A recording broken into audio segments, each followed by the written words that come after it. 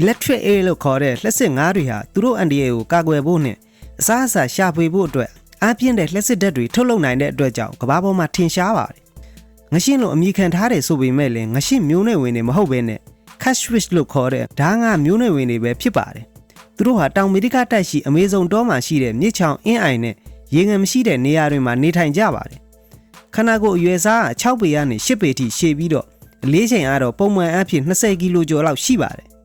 အောက်ဆီဂျင်နည်းတဲ့ရေတွေကိုနှက်သက်ကြပြီးတော့လေုံမဖြစ်မနေရှူဖို့လိုအပ်ပြီး10မိနစ်တခါရေပေါ်မှာလာရောက်ပြီးတော့ရှူရှိုက်ကြပါတယ်သူခန္ဓာကိုယ်ရဲ့80%ကျော်ကလက်စစ်ထုတ်နိုင်တဲ့အထူးအင်္ဂါရက်တွေနဲ့ဖွဲ့စည်းထားပြီးတော့အဓိကကတော့ခန္ဓာကိုယ်အောက်ပိုင်းနဲ့ဘေးတစ်လျှောက်မှာရှိပါတယ်လက်စစ်ထုတ်ဖို့ကြွက်သားဆဲတွေကိုအသုံးပြုပြီးအုံနောက်ကအချက်ပြလိုက်တဲ့အခါကျရင်အဲ့ဒီဆဲတွေကဆိုဒီယမ်နဲ့ပိုတက်ဆီယမ်အိုင်ယွန်းတွေကိုအလျင်အမြန်လှုပ်ရှားစေပြီးတော့လက်စစ်ဓာတ်ကိုဖြစ်ပေါ်စေပါတယ်အန်ဒီရဲ့ကျုံရင်ကာကွယ်ဖို့အတွက်အပြင်းဆုံးလက်စစ်အား600ဘိုးကနေ860ဘိုးထိထုတ်ပေးနိုင်ပါတယ်တားကောင်တွေကိုလည်းအချိန်တိုတိုအတွင်းတစ်စက္ကန့်ကိုအချိန်900ထိလက်စစ်ထုတ်နိုင်ပြီးတော့ထက်ခါလက်စစ်နဲ့ရိုက်ပြီးတားကောင်တွေမလှုပ်ရှားနိုင်တော့မှဖမ်းယူစားတော့ကြပါတယ်သူတို့ရဲ့လက်စစ်လိုင်းတွေဟာအပြင်ဘက်ကိုပဲဖြတ်စီသွားပြီးတော့သူ့ခန္ဓာကိုယ်ထဲကရေနဲ့စီဓာတ်တွေကလက်ကူပစ္စည်းအဖြစ်လှုပ်လောက်ကကိုရင်းအင်္ဂါတွေကိုကာကွယ်ပေးထားတဲ့အတွက်သူတို့ခန္ဓာကိုယ်ပေါ်မှာဘာကျိုးသက်ရောက်မှုမှမရှိပါဘူး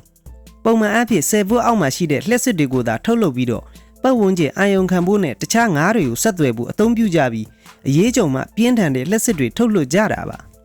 လက်စစ်ငရှင်းရဲ့ပြင်းထန်တဲ့လက်စစ်တွေဟာလူတွေကိုသေစေနိုင်လောက်တဲ့အထိပြင်းထန်တယ်ဆိုပေမဲ့လူသေဆုံးတဲ့အထိဖြစ်စဉ်ကတော့ရှားပါပါတယ်ဒါပေမဲ့သူတို့တိုက်ခိုက်မှုခံရရင်တော့လအနေငယ်အထိမတန်မဆွမ်းဖြစ်နိုင်ခြေများပါတယ်ချို့လူတွေကတော့သူတို့ကိုလက်စစ်အကျဉ်းချင်းထုတ်ခိုင်းပြီးလက်စစ်တဲ့ကုံသွားမှဖမ်းယူမွေးမြူကြတာတွေလည်းရှိပါတယ်သိပ္ပံပညာရှင်တွေကလည်းလက်စစ်ငါးတွေရဲ့လက်စစ်အင်္ဂါတွေကိုလေ့လာခြင်းဖြင့်ဇီဝဆေးပညာနဲ့ဘက်ထရီဒီဇိုင်းတွေအတွက်အထောက်အကူဖြစ်စေတယ်လို့ဆိုကြပါတယ်